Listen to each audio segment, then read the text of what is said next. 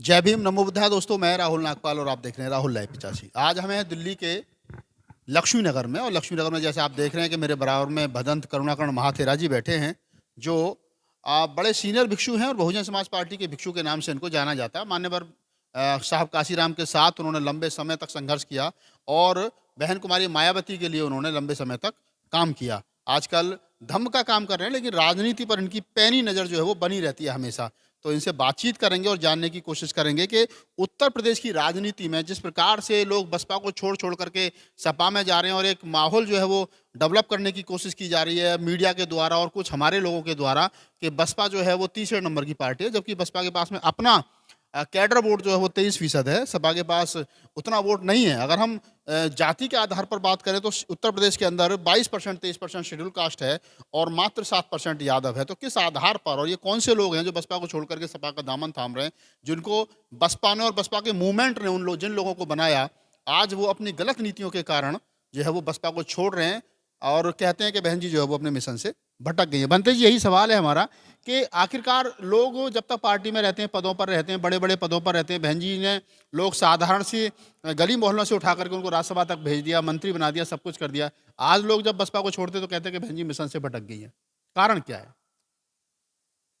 सबसे पहले तो मैं राहुल 85 चैनल को अपनी शुभकामनाएं देता हूं कि आप दलित, शोषित, पीड़ित और अंबेडकर वादियों की आवाज को जन जन तक पहुंचाने का काम करते हैं।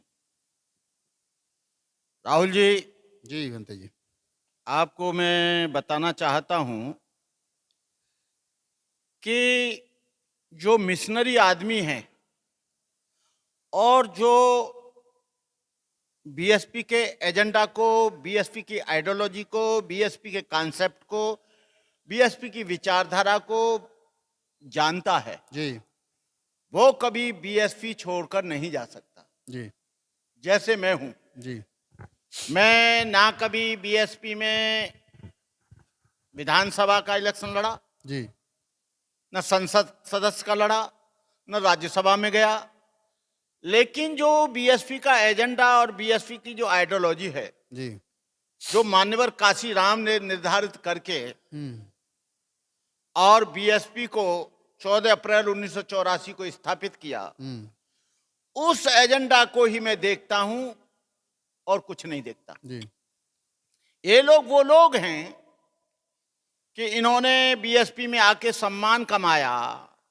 इज्जत मिली, झोंपड़ी से महल मिला, इनको राजनीतिक दरवाजे का स्वाद मिला। जी ये वो लोग बेईमान लोग हैं जिन लोगों का अपना कोई कॉन्सेप्ट, अपनी कोई आइडियोलॉजी नहीं है। वो बीएसपी की आइडियोलॉजी पर कभी नहीं रहे। जी वो केवल इस आइडियोलॉजी पर रहे कि पैसा कैसे कमाया जाए, अपने आप को कैसे बेचा जाए, रुपया कहाँ मिलेगा, दौलत कहाँ मिलेगी, मेरे लड़के को, मेरी बहू को, मेरे खानदान को ज्यादा से ज्यादा टिकट कहाँ मिलेंगी, ये वहां पर गए। और अब तक बीएसपी का इतिहास रहा है जी कि जो भी छोड़कर बीएसपी को गया उसकी मिट्टी पलीत हो गई, 2 कौड़ी का भी उसे सम्मान नहीं मिला। जी बाबा साहब अंबेडकर ने कहा था कि अपनी झोंपड़ी को आग लगाकर जी किसी के महल में मत चले जाना, जी महल वाला कभी भी लात मारकर तुमको निकाल सकता है, तुम अपनी झोंपड़ी में ही रहना, वहां पर तुमको स्वाभिमान और सम्मान मिलेगा। जी ये जैसी भी है बीएसपी हमारे लिए एक हमारी झोंपड़ी है, हमारा घर है, हमारी विचारधारा है, हमारा आदर्श है, हमारा सम्मान है और हम लोगों के लिए वो सब कुछ है। लेकिन वो लोग जो बीएसपी को छोड़कर जा रहे हैं, जिन लोगों को बीएसपी ने 2-2, 3-3, 4-4 बार राज्यसभा का मेंबर बनाया, जी विधान परिषद का मेंबर बनाया, एमएलए का इलेक्शन लड़के बिना इलेक्शन के भी उनको मंत्री बनाया, जी वो लोग छोड़कर जा रहे हैं। जी लेकिन बीएसपी ज्यों-ज्यों लोग छोड़कर गए, त्यों-त्यों बीएसपी मजबूत होती गई। जी पहले भी बहुत से एमएलए एमपी बीएसपी को छोड़कर गए, जी लेकिन उनका सम्मान, उनकी इज्जत धूल में मिल गई। जी और जो बीजेपी में गए उनकी तो बिल्कुल ही इज्जत खराब हो गई। जो सपा में गए वो तो कहीं के भी नहीं रहे, न इधर के रहे न इधर के रहे। सपा में वो लोग जा रहे हैं जो दलित समाज के लोग। मैं पूछना चाहता हूं उनको कि 4 लाख लोगों का डिमोशन जी जो हमारे सरकारी कर्मचारी थे उनका किसने किया? जी किसने किया? समाजवादी जो पार्टी ने किया, जमीनें बेची जाती थी और जमीन नहीं बेच सकते थे दलित, जी उस एजेंडा को, उस अधिनियम को कौन लाया? सपा लाई। और आज हमारे लोग और सपा के सामने, सपा के समय में जितना जुल्म जाटों पर हुआ है जी उतना जुल्म किसी पर नहीं हुआ है। जी और भाजपा में भी बैकवर्ड के लोगों पर जुल्म हुआ। जी बैकवर्ड के लोगों को गुमराह किया गया कि बैकवर्ड का मुख्यमंत्री बनेगा जी केशव प्रसाद मौर्य जी।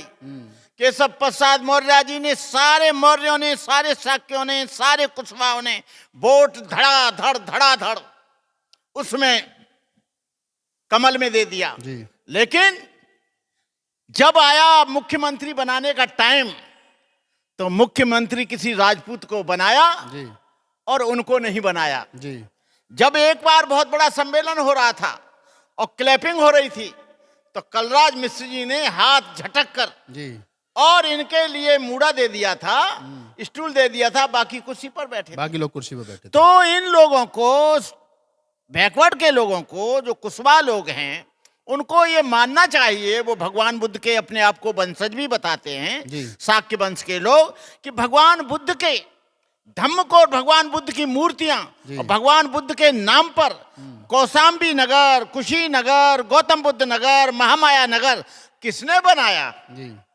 कभी सपा ने, कभी बुद्ध धर्म के नाम पर, कभी भाजपा ने बुद्ध धर्म के नाम पर काम किया? जी जो मैनपुरी के लोग हैं, इटावा के लोग हैं और पूरा जो है जौनपुर के लोग हैं, जो मौर्य समाज के लोग हैं, कुशवाहा समाज के लोग हैं, सैनी समाज के लोग हैं, बौद्ध धर्म में विश्वास करने वाले लोग हैं, आप ये बताइए उन लोगों को सम्मान देने का काम जो बीएसपी ने किया, उनके धर्म गुरुओं को, उनके पूर्वजों को, वो किसी ने नहीं किया। बिल्कुल। बैकवर्ड के जो महापुरुष थे, जो पिछड़े वर्ग के महापुरुष थे, चाहे तो साहू जी महाराज रहे हों, ज्योतिराव फुले रहे हों, रैदास रहे हों, कबीर रहे हों, बुद्ध रहे हों, गौतम बुद्ध रहे हों। अरे गौतम बुद्ध के लिए जितना काम किया और उन्होंने 3 किलोमीटर में बुद्ध विहार बना दिया, अंतर्राष्ट्रीय बौद्ध संस्थान, क्या पहले किसी गवर्नमेंट ने या पहले किसी सरकार ने बनाया क्या? तो ये लोग जो गर्व से कहते हैं कि हम भगवान बुद्ध के खानदानी हैं, तो उनको ये किसी कमरे में बैठकर आंख मीच कर ये सोचना चाहिए कि बुद्ध को सम्मान देने का काम, बुद्ध के नाम पर जिले बनाने का काम, बुद्ध के नाम पर यूनिवर्सिटी बनाने का काम, साहू जी महाराज के नाम पर जिला बनाने का काम, ज्योतिराव फुले के नाम पर बनाने का काम और तमाम महापुरुषों के नाम पर जिला बनाने का काम और यूनिवर्सिटी बनाने का काम किया है तो बीएसपी ने किया है, बहन मायावती ने किया है, किसी ने नहीं किया है। इन लोगों को सोचना चाहिए, लेकिन इनको भ्रामक प्रचार करके आरएसएस की गाइडलाइन पर इनको लड़ाया जाता है। बैकवर्ड को शेड्यूल कास्ट से लड़ाया जाता है, शेड्यूल कास्ट को मुसलमान से लड़ाया जाता है, मुसलमान को बैकवर्ड से लड़ाया जाता है और लड़ाकर ये तोड़फोड़ करके वही काम करते हैं। अभी बीजेपी ने क्या फांसा डाला है राहुल जी? इधर तो ओवैसी को बुला लिया है, ओवैसी से कह दिया है कि तुम हमको खूब गाली देना जिससे मुसलमान खुश हो जाए, और इधर जो है उससे कह दिया है, आपको बताऊं हमारे चंद्रशेखर आजाद से, कि तुम खूब उल्टा सुल्टा बोलना हम लोगों के खिलाफ और बहुत अच्छा रहेगा, शेड्यूल कास्ट खुश हो जाएगा। लेकिन अब ऐसा नहीं होने वाला है। चाहे बीएसपी को तुम गाली दो वो इस बात से खुश नहीं होगा, चाहे तुम बीजेपी को गाली दो वो इस बात से खुश नहीं होगा, वो ये देखेगा कि काम किसने किया है। सर्वजन हिताय सर्वजन सुखाय, सभी लोगों के कल्याण के लिए कैसे हुआ है। मायावती के समय में उन्होंने जातिगत आधार पर, परसेंटेज के आधार पर उन्होंने पूरे जिलों में, चाहे वो ब्राह्मण रहा हो, चाहे ठाकुर रहा हो, चाहे बनिया रहा हो, चाहे वैश्य रहा हो, चाहे धोबी रहा हो, चाहे धानुक रहा हो, चाहे पासी रहा हो, चाहे खटीक रहा हो, चाहे यादव रहा हो, चाहे गंगवार रहा हो, चाहे सुनार रहा हो, चाहे महार रहा हो, उन्होंने उस आधार पर सब लोगों को पोस्टिंग दी। उसमें कोई जातिवादी बात नहीं थी। लेकिन आज आप देख लीजिए, उत्तर प्रदेश में कहीं भी की पोस्ट पर, डिस्ट्रिक्ट की जगह पर कोई भी जाटव नहीं मिलेगा, शेड्यूल कास्ट का नहीं मिलेगा, यादव नहीं मिलेगा, धानुक नहीं मिलेगा, धोबी नहीं मिलेगा, खटीक नहीं मिलेगा, चमार नहीं मिलेगा। किसी भी थाना में इंचार्ज वही एक विशेष जाति के लोग मिलेंगे और वो विशेष जाति के लोग इन लोगों का उत्पीड़न करते हैं। आपका सपा के समय में देखा था, सारे बैकवर्ड के लोगों को अनदेखा किया गया।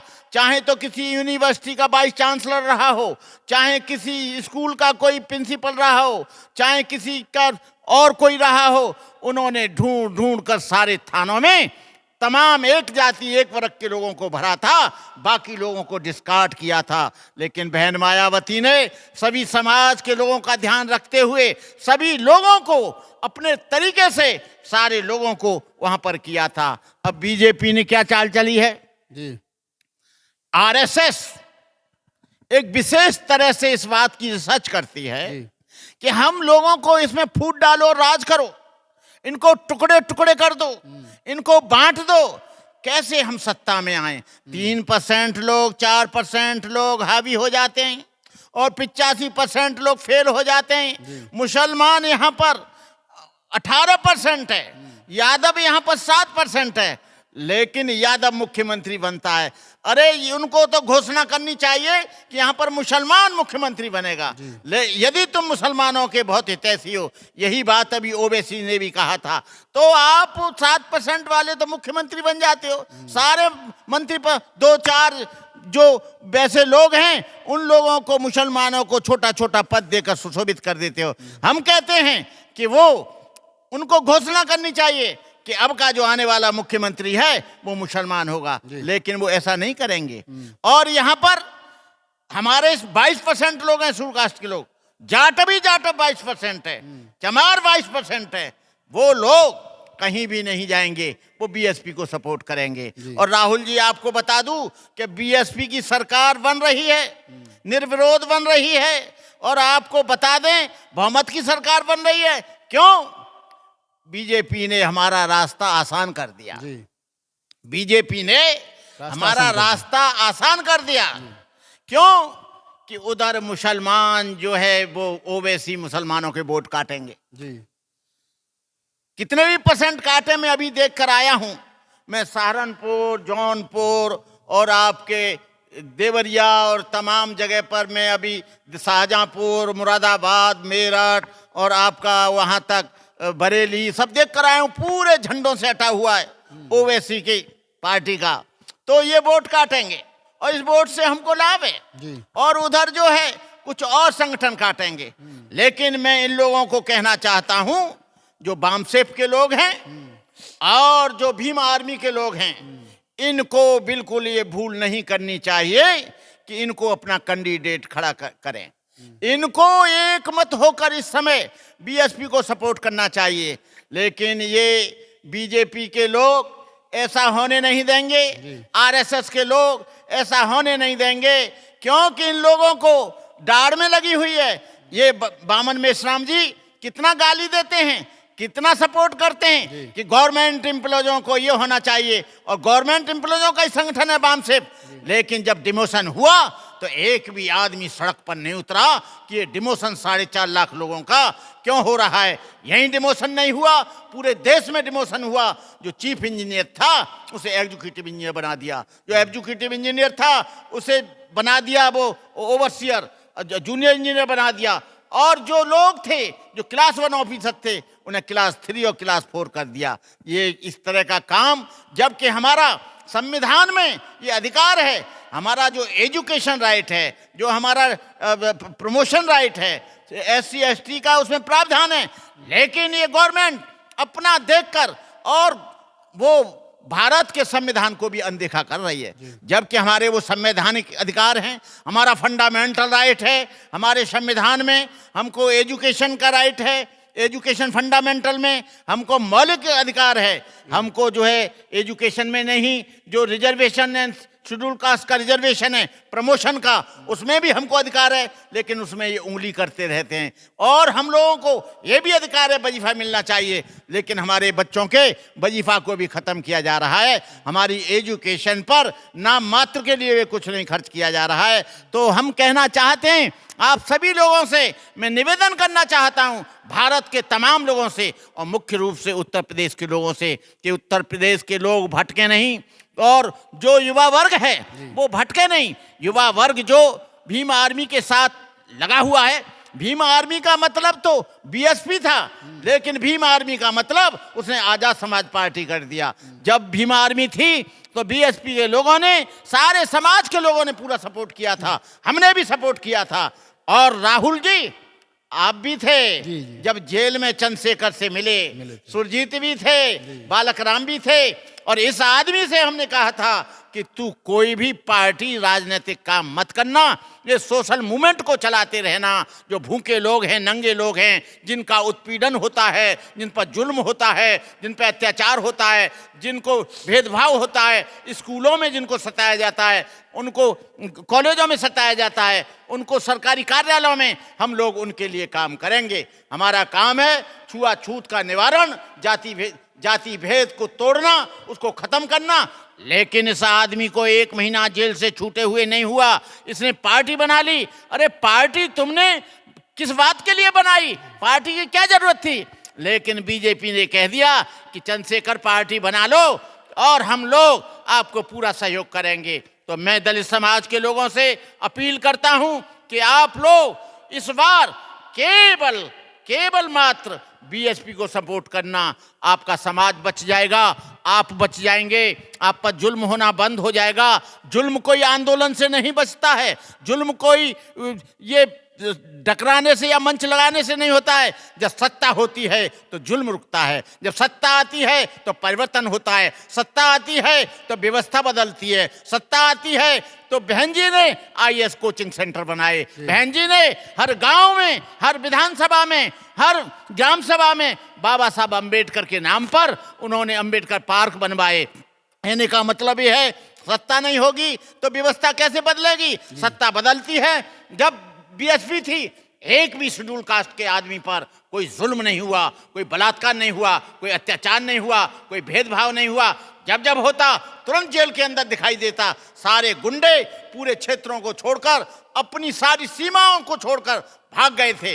लेकिन मैं कहना चाहता हूं, चाहे कितना भी आंदोलन किया हो चंद्रशेखर ने, लेकिन चंद्रशेखर आपको यह नहीं भूल जाना चाहिए, जब तुम जेल के अंदर थे तो हम ही लोग थे, गला फाड़ फाड़ कर जंतर मंतर पर तुम्हारी रिहाई के लिए हम मांग कर रहे थे, एक एक पैसा मांग कर उस समाज से। आज समाज को तोड़ने का काम आप लोग मत करिए। वाम सेप के लोगों से भी कहना चाहेंगे, जो वाम सेप के पढ़े लिखे लोग हैं, यदि आप मिशनरी हो, यदि आप सामाजिक हो, यदि बाबा साहब अम्बेडकर को मानते हो, फुले को मानते हो, ज्योतिराव फुले को मानते हो, कबीर को मानते हो, बुद्ध को मानते हो, और आप साहू जी महाराज को मानते हो, या तमाम गाड़गे महाराज को मानते हो, तो आपको चाहिए कि आंख मीच कर एक भी कैंडिडेट, हम कह रहे हैं तुम कैंडिडेट भी खड़े करोगे उससे कोई फर्क नहीं पड़ेगा, कुछ वोट तो काट लोगे, लेकिन आप ये सोच रहे हो कि तुम्हारी सत्ता आ जाए, तुम्हारे एमएलए आ जाएं। एक एमएलए नहीं आएगा, एक भी व्यक्ति नहीं आएगा। हमें इलेक्शन लड़के दिखा देना आप लोग, तो हम आपकी टांग के नीचे होकर निकल जाएंगे। यदि तुम 5 एमएलए भी जिता कर लाए तो मैं आप लोगों से यही निवेदन करूंगा कि आप लोग, बीजेपी ने चाल फेंक दी है, बीजेपी ने इधर ओबीसी बुला लिया है, उधर चंद्रशेखर बना लिया है, इधर दलितों का वोट बटे, उधर मुसलमानों का वोट बने और को हमारी गवर्नमेंट आसानी से आ जाए। लेकिन आज आदमी जागरूक हो गया है, आज आदमी समझदार हो गया है, आज आदमी हर चीज को देखता है, डेवलपमेंट को देखता है। सारे लोग, हर जाति का आदमी कहता है कि ऐसी बहुजन समाज पार्टी जैसी हमने आज तक कोई सरकार नहीं देखी। वो किसी सब इंस्पेक्टर को सस्पेंड नहीं करती थी, वो डीएम को करती थी, वो एसएसपी को करती थी, डिप्टी एसपी को करती थी, चीफ इंजीनियर को करती थी। इस तरह से काम करती थी। और चाहे एमपी हो या एमएलए हो, उन्होंने उन लोगों को भी अपने यहाँ बुलाकर उनको जेल के सींचों में ठोक दिया। इस बात का इतिहास गवाही है। तो हम यहाँ के युवा वर्ग से, जो भी भीम आर्मी में काम कर रहे हैं, भंते करुणाकर ने भीम आर्मी को बहुत आगे बढ़ाया। भीम आर्मी के लिए मैंने वहां पर जंतर मंतर पे खड़े होकर लाखों लोगों के साथ में इनको छुड़ाने की बात की। लेकिन चंद्रशेखर जी, आपसे हम कह रहे हैं, कहीं हो तो हमारी आवाज सुन लेना। आप इस समय केवल बीएसपी को सपोर्ट करो। बहन जी आपको बुलाएं ना बुलाएं उसकी चिंता मत करो, लेकिन समाज में आपका बल 4 गुना हो जाएगा। समाज आपको सर माथे पर लेगा कि उसने सामाजिक व्यवस्था को और सामाजिक परिवर्तन के लिए ये चंद्रशेखर ने बीएसपी को सपोर्ट किया, बीएसपी के लिए लड़ा, बीएसपी के लिए किया। तो मैं आपसे कहना चाहूंगा कि सत्ता में आना इतना आसान नहीं है। ये 30 साल 35 साल पुरानी, 36 साल पुरानी पार्टी है। इस पार्टी को आप सहयोग करिए। मैं बामन मेश्राम से भी कहना चाहूंगा, जितने भी दलित संगठन हैं, चाहे भारतीय बौद्ध महासभा हो, चाहे समता सैनिक दल हो, चाहे भीम आर्मी हो, चाहे भीम सेना हो, चाहे भीम नवयुग अम्बेडकर संघ हो, चाहे अम्बेडकर मेमोरियल संस्थाएं हो, जितनी भी उत्तर प्रदेश की संस्थाएं, बनते करुणाकर आपसे हाथ जोड़कर आपसे निवेदन करता है कि आप लोग भरपूर, इस समय आ रहा है और युद्ध का समय प्रारंभ हो चुका है। जंगे मैदान शुरू होने वाला है राजनीति का। और राजनीति के परचम को फैलाने के लिए बीएसपी को सपोर्ट करिए। मैं पूरी तरह से आपके साथ हूं। मैं राजनीतिक आदमी नहीं, लेकिन बीएसपी की विचारधारा जो है मैं उससे प्रभावित हूं। मैं जो हूं और किसी विचारधारा से प्रभावित नहीं हूं। वहां पर बुद्ध की विचारधारा है, कबीर की विचारधारा है, साहू जी महाराज की विचारधारा है, ज्योतिराव फुले की विचारधारा है, गाडगे महाराज की विचारधारा है, वहां पर संत त्रिवल्लुवरम की विचारधारा है, वहां पर रामास्वामी नायकर की विचारधारा है। उस विचारधारा के आधार पर इस पार्टी का निर्माण हुआ है। इस पार्टी का निर्माण किसी जंत्र मंत्र और गंडा ताबीज के ऊपर नहीं हुआ है, ये किसी मंदिर के ऊपर नहीं हुआ है, ये इस बात पर हुआ है कि हम अपने समाज का आर्थिक, सामाजिक, राजनीतिक और शैक्षणिक विकास करेंगे। मंदिर बनने से कोई आदमी आईएएस नहीं बनेगा, मंदिर बनने से कोई आईपीएस नहीं बनेगा, मंदिर बनने से कोई डॉक्टर नहीं बनेगा, मंदिर बनने से कोई इंजीनियर नहीं बनेगा।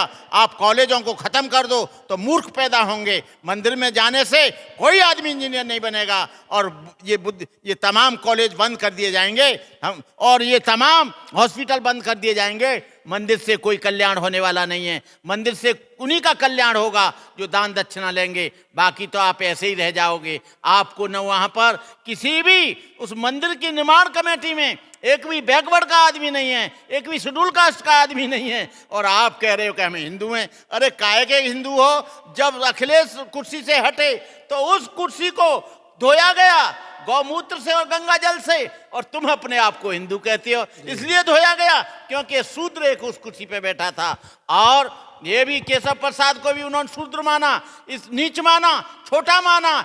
इसलिए उन्होंने मुख्यमंत्री नहीं बनाया कि मुख्यमंत्री हमारे सर पर बैठेगा। ये कुशवा समाज का, ये मौर्य समाज का।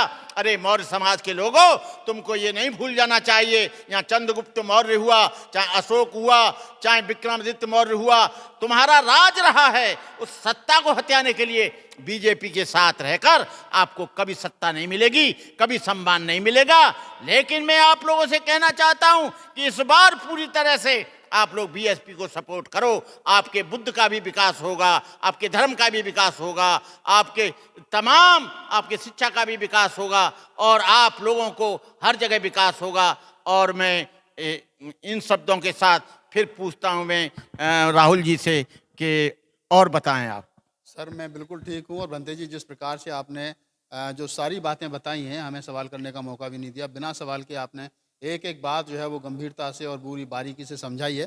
हमें उम्मीद है हमारे दर्शक जो आपके बताए हुए मार्ग पर चलेंगे और 2022 में बहुजन समाज पार्टी की सरकार बनाने के लिए काम करेंगे। देखिए, मैं बिना किसी लोभ लालच के राहुल जी आपको साथ लेकर जी इलेक्शन के टाइम पर पूरे उत्तर प्रदेश में अपनी शक्ति लगाऊंगा। जी बहन जी मुझे कहें ना कहें, बीएसपी के लोग कहें ना कहें, ये मेरी मॉरल ड्यूटी है। बीएसपी किसी की जागीर नहीं है। बीएसपी बहुजन समाज के महापुरुषों की विचारधारा पर बनी एक पार्टी है। जी। हम महापुरुषों के सम्मान के लिए बीएसपी के साथ हैं और बीएसपी के साथ रहेंगे। चलिए, धन्यवाद बनते जी। तो इस बात को तमाम दर्शकों को सुनना चाहिए कि जो लोग फूले अम्बेडकरी आंदोलन के लोग हैं, बुद्ध कबीर नानक रैदास साहू जी महाराज की विचारधारा से प्रभावित हैं, उन तमाम लोगों को किसी इनविटेशन का इंतजार नहीं करना चाहिए, बल्कि समय आने पर घर से निकलें और बसपा के लिए काम करें। अगर आपको हमारा वीडियो अच्छा लगा तो उसको लाइक करिए, शेयर कीजिए, कमेंट्स कीजिए, हमारे चैनल को सब्सक्राइब कीजिए अगर नए हो तो, और अगर फेसबुक पर देख रहे हो तो हमारे फेसबुक पेज को फॉलो कीजिए और हमें दीजिए इजाज़त। फिर अगले किसी मेहमान के साथ, मैं राहुल नागपाल, कैमरामैन CL वोथ के साथ, दिल्ली।